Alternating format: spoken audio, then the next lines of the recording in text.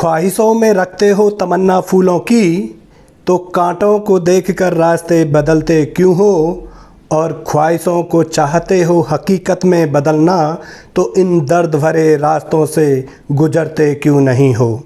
जी हाँ दोस्तों, अगर आप कोई भी सफलता पाने चाहते हो या किसी मैथमेटिक्स की तैयारी शुरू करना चाहते हो, तो मैं आज आपको बताने जा रहा हूँ वो 10 रास्ते जिनसे होकर आपको गुजरना पड़ेगा।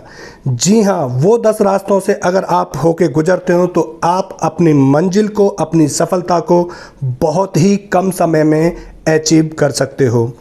वो 10 रास्ते बताने से पहले मैं अपने तजर्बे और अपना अनुभव से जो मैंने उन 10 रास्तों को देखा, जो मैंने अनुभव किया और वो कहाँ से मैंने अनुभव लिया, बताता हूँ कि चाहे वो JNU के M.Tech से लेके PhD एंट्रेंस एग्ज़ाम को क्वालिफाइड करने तक हो, या फिर एक क्लर्क से लेकर दिल्ली मेट्रो का टेस्ट क्वालिफाइड करने तक हो, या SSC CGL मेंस क्वालिफाइड से लेकर इंफॉर्मेशन टेक्नोलॉजी ऑफिसर का टेस्ट क्वालिफाइड करने तक का सफ़र हो, या फिर गेट क्वालिफाइड से लेकर UGC नेट क्वालिफाइड करने का सफ़र हो।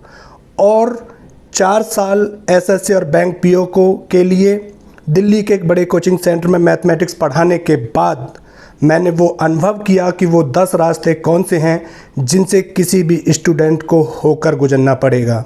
जी हाँ दोस्तों, मेरा नाम है सुनील बैफलावत, जो कि मैं आज दिल्ली यूनिवर्सिटी में असिस्टेंट प्रोफेसर के पद पर कार्यरत हूँ और जवाहरलाल नेहरू यूनिवर्सिटी से M.Tech PhD करने के बाद आज मैं दिल्ली यूनिवर्सिटी में असिस्टेंट प्रोफेसर के पद पर कार्यरत हूँ। जी हाँ दोस्तों, वो कौन से 10 रास्ते हैं जिनसे होकर आपको गुजरना पड़ेगा। चलिए बात करते हैं। सबसे पहले वो 10 रास्तों में से पहला रास्ता है आपका रीजन, यानी कि वजह। दुनिया में कोई भी ऐसा काम नहीं है जो बिना वजह के किया जाता हो। दुनिया में कोई काम करने के पीछे कोई ना कोई वजह होती है। इसीलिए अगर आप चाहते हो सफलता हासिल करना, तो सफलता हासिल करने के पीछे वजह होनी चाहिए। कुछ विद्यार्थी सोचते हैं कि हमें नौकरी मिलेगी, इज्जत मिलेगा, पैसा मिलेगा। हो सकता है कि आप इस पर्पज़ को सोच के करेंगे तो हो सकता है कि आपको कोई ना कोई जॉब मिल जाए। और कुछ विद्यार्थी सोचते हैं कि अगर वो इस जॉब को पाते हैं तो वो उनका अचीवमेंट होगा। साथियों, आपको अगर कोई जॉब मिलती है तो वो आपका अचीवमेंट नहीं है।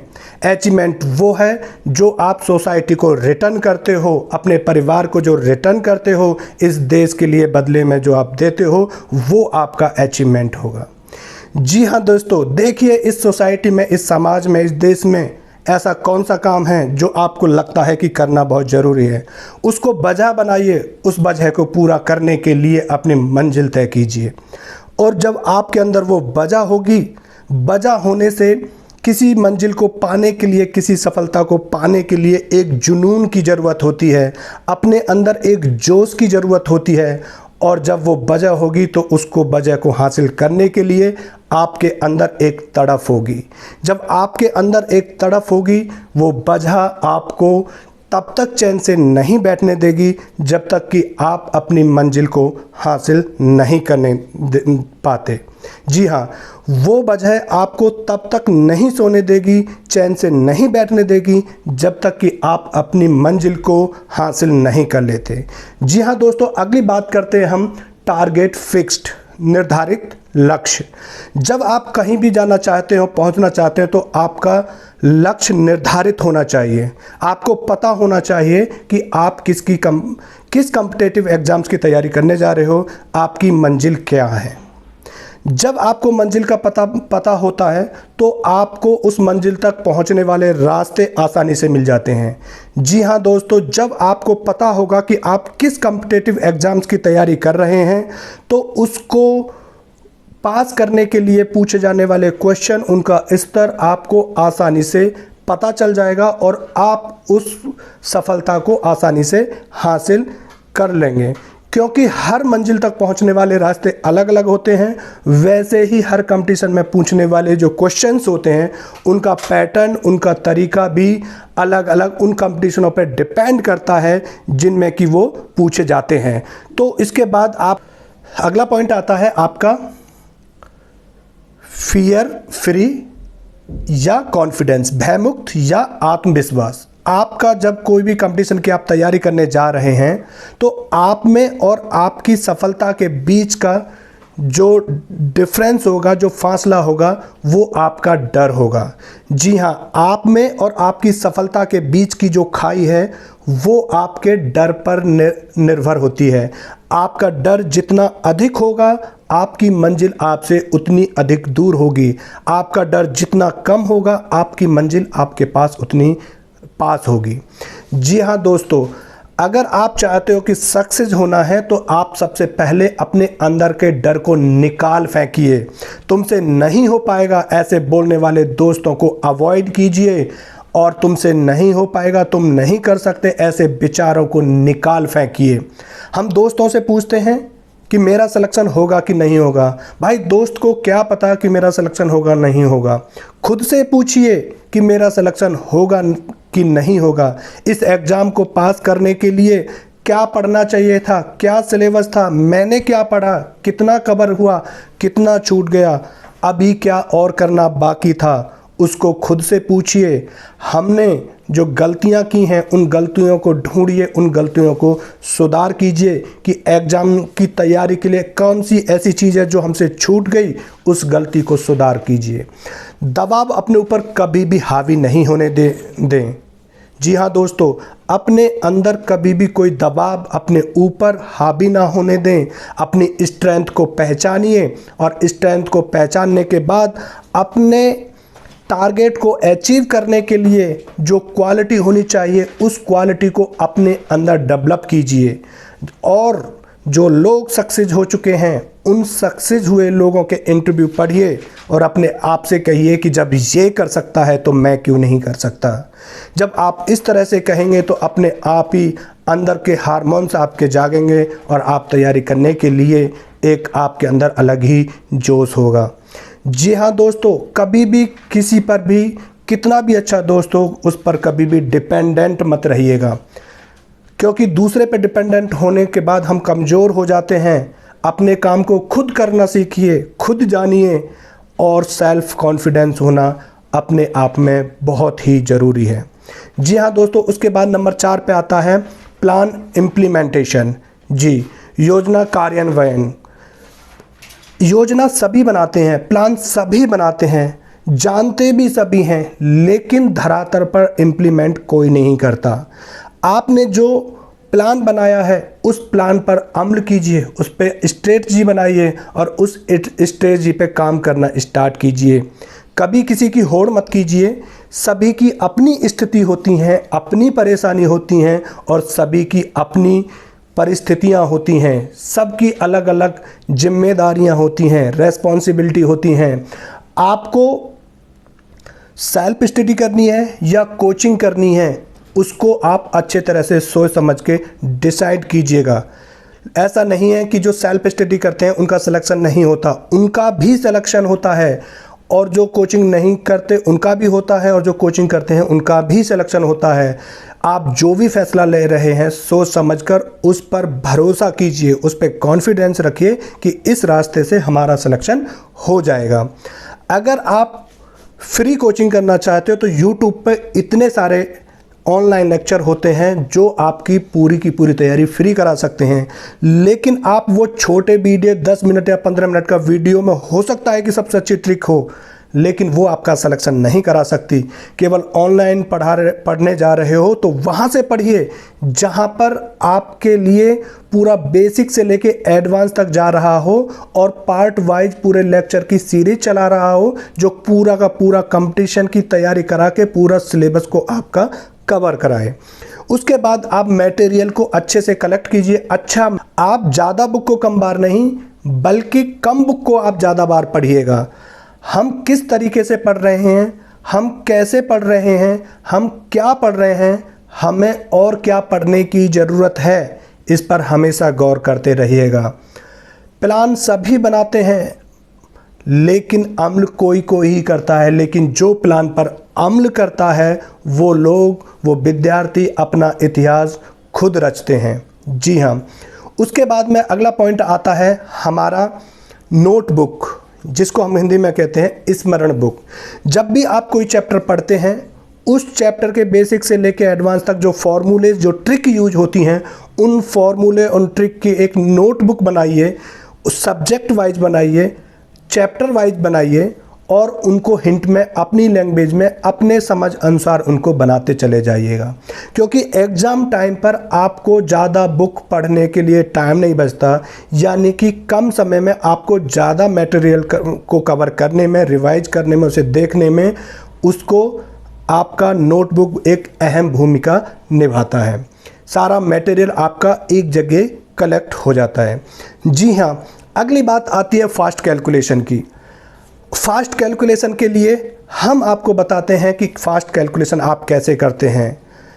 तो सुनिएगा कि ख्वाहिशों में मजबूत इरादों से जो कदम, ख्वाहिशों में मजबूत इरादों से जो कदम मंजिल की तरफ बढ़ते हैं, वो रास्तों पे चलते ज़रूर हैं मगर पसीने किसी और के भी गिरते हैं।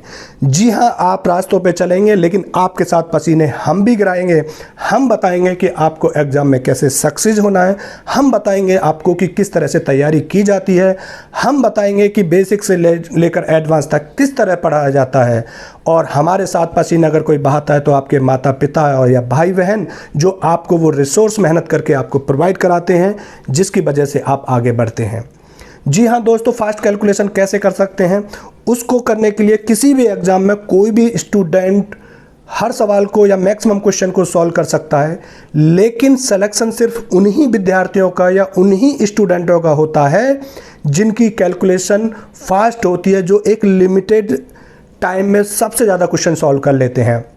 और वो कैलकुलेशन फास्ट करने का सबसे अच्छा तरीका है, आप डिवीजन, मल्टीप्लिकेशन, एडिशन और सब्ट्रैक्शन, इन सभी को बार बार प्रैक्टिस करके इनके शॉर्ट ट्रिकों पर ध्यान दीजिएगा। डेली पर डे इन पे थोड़ा थोड़ा 10 मिनट 15 मिनट का पर डे टाइम दीजिएगा, जिससे कि आपकी कैलकुलेशन जो स्पीड है वो बहुत ज़्यादा फास्ट हो जाए।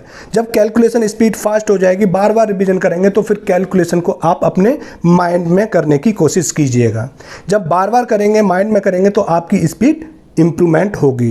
कुछ बातें हैं जो आपको हमेशा ध्यान रखनी चाहिए, जैसे कि आपको 20 तक टेबल हमेशा याद होनी चाहिए, 40 तक आपको वर्ग और स्क्वायर याद होना चाहिए, आपको 30 तक क्यूब यानी घन आपको याद होना चाहिए। जैसे भी किसी की वैल्यू आए तो आपको पता होना चाहिए। अगर कोई बोले कि 25 का स्क्वायर होता है तो आपको 625 आपके मुंह से निकलना चाहिए।